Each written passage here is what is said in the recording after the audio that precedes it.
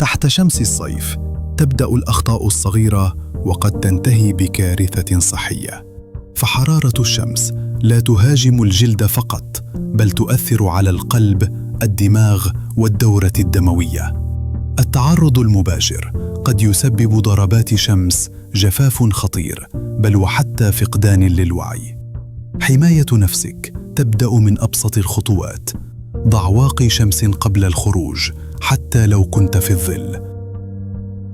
ارتدي قبعة واسعة ولا تستهين بالملابس القطنية الفاتحة.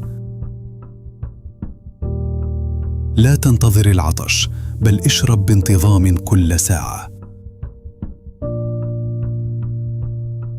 بعض الناس يفقدون أكثر من لتر من العرق في يوم صيفي دون أن يشعروا. لا تنتظر أن تنهك لتبدأ الحذر. جسدك أغلى من أن ترهقه في صيف جراء قلة الوعي. لا تنسى مشاركة المقطع مع أصدقائك. تابعونا لمزيد من المعلومات والحقائق.